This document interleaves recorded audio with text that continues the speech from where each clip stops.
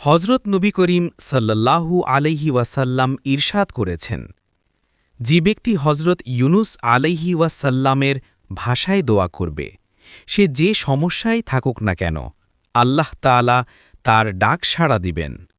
তিরমিজি ৩৫০৫। লা ইলাহা ইল্লা আনতা সুবহানাকা ইন্নী কুনতু মিনাজ জালিমিন। অর্থ, আপনি ব্যতীত আর কোনো উপাস্য নেই। আমি আপনার পবিত্রতা ঘোষণা করছি, নিশ্চয়ই আমি পাপী। সূরা আল আম্বিয়া ৮৭। ফজিলত। এই আয়াতে আল্লাহ তাআলা ইরশাদ করেছেন, আমি নবী ইউনুসের প্রার্থনা মঞ্জুর করেছি, তাকে দুঃখ থেকে মুক্তি দিয়েছি। অনুরূপভাবে যে মুমিনরা এ দোয়া পড়বে, আমি তাদেরও বিভিন্ন বিপদাপদ থেকে মুক্তি দিব। সূরা আল আম্বিয়া আয়াত ৮৮। হজরত রাসূলুল্লাহ সাল্লাল্লাহু আলাইহি ওয়াসাল্লাম আরও ইরশাদ করেছেন, আমার ভাই ইউনুসের দোয়াটি খুব সুন্দর। এর প্রথম অংশে আছে কালিমায়ে তাইয়িবা, মাঝের অংশে আছে তাসবিহ, আর শেষের অংশে আছে অপরাধের স্বীকারোক্তি।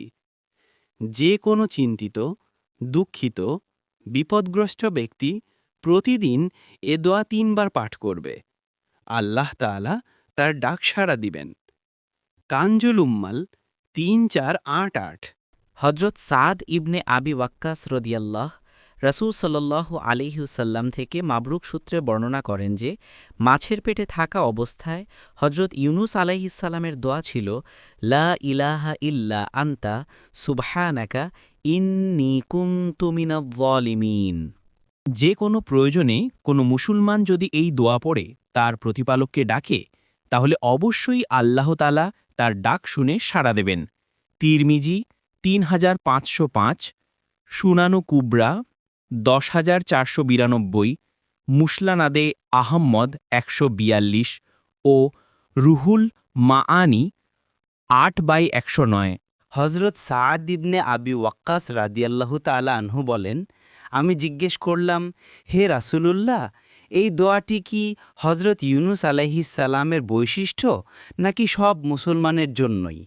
তখন রাসূল সাল্লাল্লাহু আলাইহি ওয়াসাল্লাম বললেন, তুমি কি বুঝো না?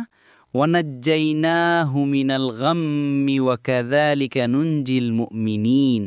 অর্থাৎ, আমি তাকে চিন্তা থেকে মুক্তি দিয়েছি, আর আমি এভাবেই মুমিনদেরকে মুক্তি দিয়ে থাকি।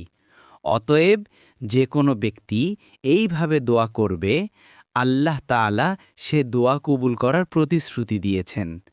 হজরত ইবনে আবি হাতেম নকল করেন যে, কোনো ব্যক্তি দুআয়ে ইউনুস পড়ে দোয়া করলে সে দোয়া কবুল করা হয়, কারণ এ আয়াতের শেষে আল্লাহ তাআলা বলেছেন, ওয়াকাযালিকা নুনজিল মুমিনিন,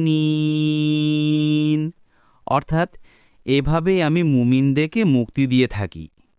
হজরত ইবনে আবি হাতিম রাহিমাহুল্লাহ হজরত কাশির ইবনে সাদ থেকে নকল করেন, তিনি বলেন, আমি হাসান বাসরি রাহিমাহুল্লাহকে জিজ্ঞেস করলাম যে, আল্লাহর ইসমে আজম কোনটি, যে নামের দ্বারা দোয়া করলে দোয়া কবুল হয় এবং কোনো কিছু চাইলে তা দেওয়া হয়? উত্তরে তিনি বললেন, ভাইপুরা, তুমি কি আল্লাহর এই বাণীটি পড়নি? অতঃপর তিনি এই আয়াত দুটি তেলাওয়াত করে বললেন, এটিই হল ইসমে আজম, যার দ্বারা দোয়া করলে দোয়া কবুল হয় এবং কোনো কিছু চাইলে তা দেওয়া হয়। তাফসির ইবনে কাসির। ইবনে জারির তবারি রহমতুল্লাহে একটি মবরুক হাদিস নকল করেন, আল্লাহর একটি নাম আছে, যে নামটি নিয়ে কেউ দোয়া করলে তা কবুল করা হয় এবং এই নামের উসিলায় কিছু চাওয়া হলে তা দেওয়া হয়। তা হল দোয়ায়ে ইউনুস। হাদিসের বাণী। এক হাদিসে এসেছে, কোনো মুসলমান যদি অসুস্থ অবস্থায় এই আয়াতটি ৪০ বার পড়ে, তাহলে ওই অসুস্থ সে মারা গেলে ৪০ জন শহীদের সওয়াব পাবে, আর সুস্থ হয়ে গেলে তার যাবতীয় গুনাহ মাফ করে দেওয়া হবে। হিসনুল হাসিন ২৪১।